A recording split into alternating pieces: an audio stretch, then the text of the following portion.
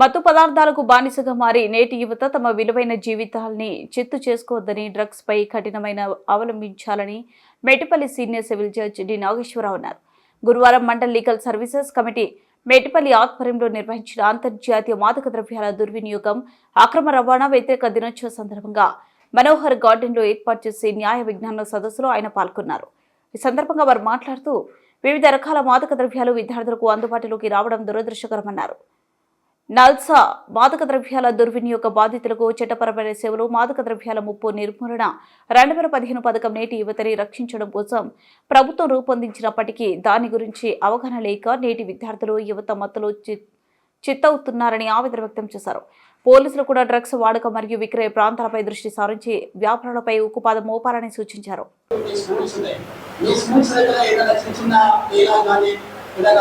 Biscuit chocolate అమ్మే ఏదైనా దుకాణాలు కానీ ఏమైనా ఉన్నప్పుడు అక్కడి నుంచి ఏమైనా ఈ గాంజాకి సంబంధించి ఏమైనా అమ్ముతున్నారా, ఈ గాంజాకి సంబంధించిన ఎవరైనా వచ్చి కొత్త వాళ్ళు కానీ లేకపోతే ఆల్రెడీ ఉన్న వాళ్ళు కానీ కొంతమందికి వాళ్ళకు ఎవరికైతే కంటిన్యూస్ ఉంటే వాళ్ళకి అమ్ముతున్నారు దాంట్లో మీరందరూ కూడా నిఘా పెట్టాలి.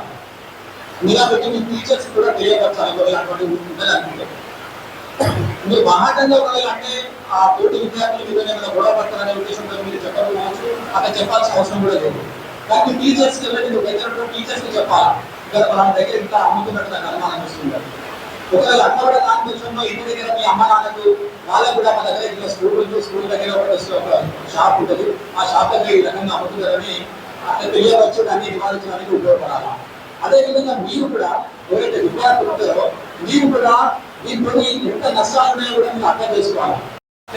దాన్ని అమ్మినంత మాత్రంగా పట్టుకున్నంత మాత్రంగా ఒకసారి కేసు అయిపోతే మళ్ళీ దాన్ని బయట వచ్చినంత బాగా ఆగిపోవచ్చనే అనుకోకూడదు.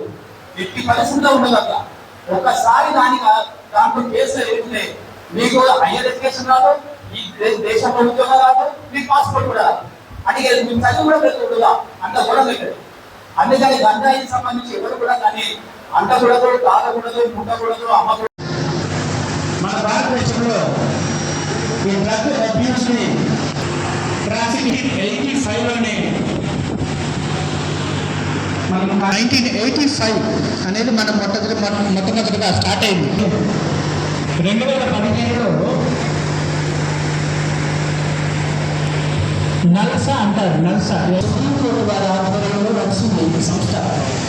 వరకు నేను డ్రగ్ సంబంధించి ఎవరైతే ఎడిక్ట్ అవుతారో వాళ్ళకి హెల్ప్ చేయడం వరకు ఈ స్కీమ్ ప్రత్యేకంగా ప్రవేశపెట్టడం జరిగింది. 2015లో 2015 సరిగ్గా 10 సంవత్సరాల తర్వాత ఒక్కసారి ఆ 2015 స్కీమ్ డైరెక్ట్గా ఇంప్లిమెంట్ అవుతుందా లేదా అని మళ్ళీ చెక్ చేసుకొని 2025 ఇదే సంవత్సరంలో ఆ స్కీమ్ని కొంత ఎక్కడైతే ప్రాబ్లమ్స్ వస్తున్నాయో అక్కడ ప్రాబ్లమ్స్ రెక్టిఫై చేసి మరొక కొత్త స్కీమ్ని, స్కీమ్ పేరు డాన్, DANN. ఆ స్కీమ్ పేరు డాన్ అనమాట. డాన్ అంటే తెలుసుకోండి. డాన్ అంటే ఇంగ్లీష్ వర్డ్, దానికి తెలుగులో ఏంటి దాని అర్థము? దానంటే సినిమాలో ఉండే నాలుగు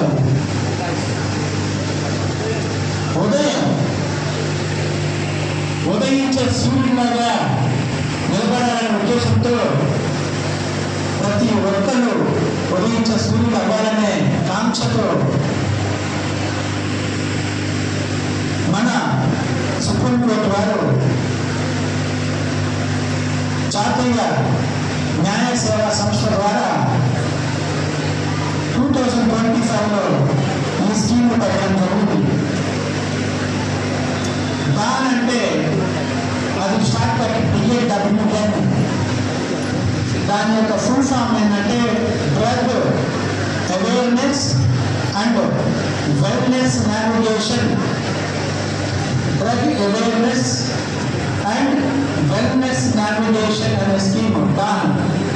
ఈ కొత్త స్కీమ్ని మన కోసము, మన ప్రాంతాల అభివృద్ధి కోసము డ్రగ్ అబ్యూస్ సంబంధించిన